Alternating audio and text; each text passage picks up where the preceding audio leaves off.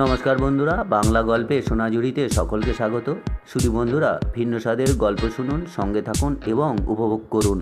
বন্ধুরা, বাংলা গল্পে সোনাঝুরিতে আজ আমরা শীর্ষেন্দু মুখোপাধ্যায়ের একটি সুন্দর গল্প শুনব। আজকের গল্প ফকির চাঁদ। ফকির চাঁদ যে একজন অতি সন্দেহজনক লোক, তাতে আর কারো সন্দেহ নেই। গঙ্গানগর গায়ের শেষ প্রান্তে যে খালটা রয়েছে, তার ধারেই ফকিরচাঁদের বাড়ি। বাড়ি বলতে যা বোঝায় ঠিক সেটা নয়। বাঁশ বাখারে দিয়ে বানানো ঘর, গোলপাতার ছাউনি, নিতান্তই হতদরিদ্র অবস্থা। সেখানেই ফকিরচাঁদ দিব্যি আপন মনে থাকে। মুখ ভর্তি কালো কুচকুচে গোবদাড়ি, পরনে আলখাল্লার মতো একটা পোশাক, গলায় রুদ্রাক্ষের মালা। লোকে তাকে সাধু ভেবে থাকে। অনেকে হাত দেখাতে যায়, তাবিজ কবজ করতে চায়। ফকিরচাঁদ তাদের সটান তাড়িয়ে দেয়। সে বলে, আমি সাধু টাধু নই বাপু, আমি একজন বৈজ্ঞানিক। তা ফকিরচাঁদ বৈজ্ঞানিকই বটে। সকালবেলা আলো ফুটবার আগেই সে একখানা থলি নিয়ে বেরিয়ে খালের ওধারে জঙ্গলে গিয়ে ঢোকে। সেখান থেকে রাজ্যের পাতা ফল শেকড় বাকড় তুলে নিয়ে আসে।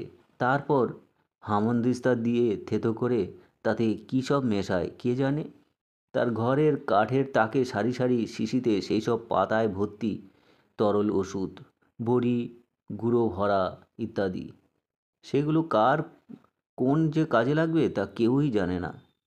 ফকিরও কাউকে ডেকে কখনো বলেনি যে আমার ওষুধ খেয়ে দেখো। সে কারো কাছে গিয়ে কিছু চায়ও না। তবু তার পেট চলে যায়, কারণ চাষিবাসীরা তাকে একটু ভয় ভক্তি করে বলে প্রায় রোজই কিছু না কিছু তাকে দিয়ে যায়। কিন্তু ফকিরচাঁদের তাতে কোনো হোলদোল নেই। ভারী নির্বিকার মানুষ। সনাতন বিশ্বাসের হাঁপানি আছে, বহু চিকিৎসাতেও তাতে কোনো কাজ হয়নি। গায়ের ডাক্তার কবিরাজ কেউই পারেনি তার রোগ সারাতে। সনাতন বড় শহরে গিয়ে ডাক্তার দেখিয়ে এসেছে, বিস্তর ওষুধে তো তাতে কোনো কাজ হয়নি। তাই সনাতনের জীবনের ওপর মায়াটাই চলে গেছে। এই রোগে নিয়ে বেঁচে থাকাটাই যে তার কাছে কষ্টকর। অনেক ভেবেচিন্তে সনাতন একদিন বিকেলে গিয়ে ফকিরের ঘরে হানা দিল। এই ফকির, আছিস নাকি? ফকির হাঁক শুনে বেরিয়ে এলো। মুখ ভর্তি দাড়ি, ভুরু কোঁচকানো, বাঁশ খাই গলায় বলল, কি চাই? ওরে, আমি তো হাঁপানিতে ভুগছি রে, কোনো ওষুধ টষুধ আছে? কোনো ওষুধেই তো কাজ হচ্ছে না। বলি, তুই কি হাঁপানির ওষুধ জানিস? জবাব না দিয়ে ফকির ঘরের ভিতরে ঢুকে একটা শিশি নিয়ে এসে সনাতনের হাতে দিয়ে বলল, এটা সকালবেলা এক ছিপি করে খেয়ে নেবেন রোজ। শিশির গায়ে কোনো লেবেল নেই। খুব ভয়ের চোখে শিশিরটার দিকে তাকিয়ে সনাতন বলল, ওরে, এতে কোনো বিষ টিষ নেই তো? খেলে কিছু খারাপ হয় যদি? ফকির নির্বিকার মুখে বলল, সে আমি জানি না, খারাপ হতেও পারে, তাতে কোনো গ্যারান্টি নেই। এটার দাম কত? তাও জানা নেই মশাই। সনাতন দোলাচল মন নিয়ে বাড়ি ফিরল। ফকিরচাঁদের ওষুধের কথা শুনে বাড়ির সবাই রে রে করে উঠল। খবরদার, ওই পাগলের ওষুধ খেতে যেও না, বিপদে পড়ে যাবে। সনাতনও ভয় পেয়ে খেলো না, তবে শিশিটি রেখে দিল। কিন্তু হাঁপানির কষ্ট মাঝে মাঝে এমন তুঙ্গে ওঠে, তখন মনে হয় এর চেয়ে একবার এই ওষুধটা খেয়েই না দেখি। তাই দিন তিনেক পরে একদিন মাঝরাতে উঠে মরিয়া হয়ে এসে এক ছিপি ওষুধ খেয়ে নিল। স্বাদ একটু তেতো তেতো, আর গন্ধটাও খুব একটা ভালো নয়। খেয়ে কিছুক্ষণ ঝিম মেরে রইল। বিষক্রিয়া হয়েছে কিনা বুঝতে চেষ্টা করলো, কিন্তু তেমন কিছু খারাপ প্রতিক্রিয়া হলো না দেখে সে একটু নিশ্চিন্ত হলো, একটু ঘুমিয়েও পড়ল। সকালে যেন মনে হলো হাঁপের টানটা একটু কম, তবে সেটা মনের ভুলও হতে পারে। সারাদিন আর কিছুই ঘটল না, কিন্তু রাতে সনাতনের ভারী সুনিদ্রা হলো। হাঁপানির জন্য সে ঘুমোতেই পারত না এতদিন। সকালে উঠে সে অবাক হয়ে বুঝতে পারল তার হাঁপের টান একেবারে নেই। নেই তো নেই, কোনো দিন যে ছিল সেটাই যেন তার বিশ্বাস হচ্ছে না। এই ঘটনার পর গায়ে একটা মৃদু শোরগোল পড়ে গেল। তবে কি পাগলটার সত্যিই কোনো বিদ্যে জানা আছে? ডাক্তার নগেন সরকার শুনে বলল, হুহ, হাতি ঘোড়া গেল তল, মশা বলে কত জল। ফকিরের তো লেখাপড়াই জানা নেই, ও আবার কি ওষুধ দেবে?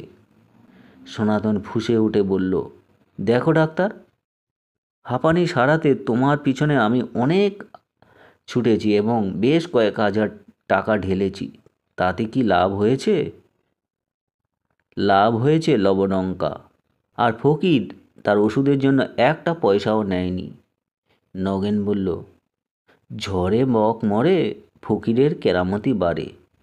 ঠিক আছে, আমার মায়ের তো পেটে টিউমার ধরা পড়েছে, সামনের মাসেই অপারেশন, খরচের ধাক্কাও কম নয়।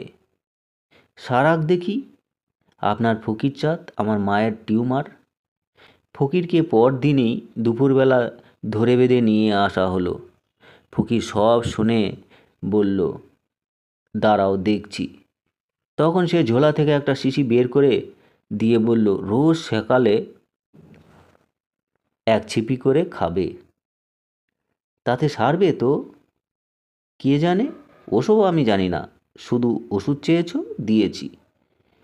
যদি ওষুধ খেয়ে রুগীর কিছু হয়, যেতেও পারে, ভয় পেলে খাইও না, তোমাদের ইচ্ছে। নগেনের মা বললেন, না বাবা, তোমাকে আমার বিশ্বাস হয়, আমি খাবো। 3 দিন ওষুধ খাওয়ার পর মা বললেন, ওরে নগেন, আমার পেটের ভিতর সেই চাকাটা যেন নেই বলেই মনে হচ্ছে। নগেন ডাক্তারও পেট টিপে দেখল নেই। সন্দেহ ভঞ্জনের জন্য শহরে নিয়ে গিয়ে সে এক্স-রে করলো, ইসিজি করে দেখা গেল সত্যিই নেই। পরদিন সকালেই ফকিরের ঘরের দরজায় গিয়ে হামলে পড়ল নগেন ডাক্তার। ও ফকির, তোমার টিউমার সারানোর ফর্মুলাটা আমাকে দাও ভাই, আমি তোমাকে 1000 টাকা দিচ্ছি। ফকির খ্যাঁক করে উঠল, কিসের ফর্মুলা, কিসের টিউমার? যাও যাও, ঘ্যান ঘ্যান করো না। আচ্ছা, না হয় 5, না 10,000 টাকাই দেব। তোমার টাকা বেশি হয়ে থাকলে গরিব দুঃখীদের বিনে পয়সায় চিকিৎসা করো না কেন? এখন বিদেয় হও এখান থেকে। ফকির পাগলার ওষুধ খেয়ে নাকি শক্ত ব্যামো সেরে যায়।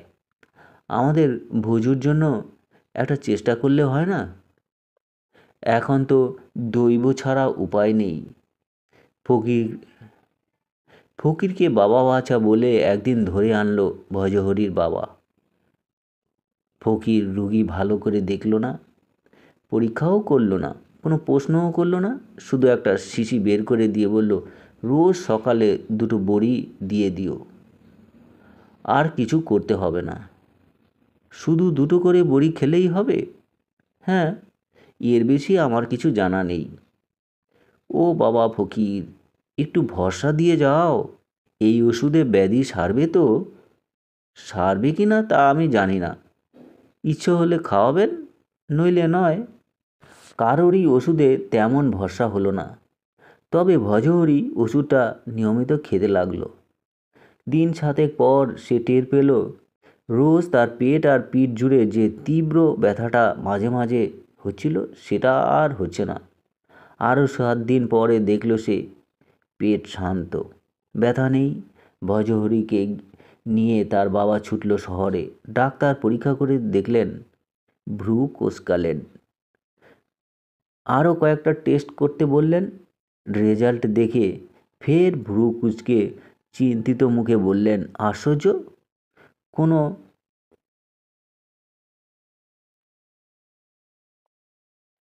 কোনো সেই রকম ট্রেস নেই।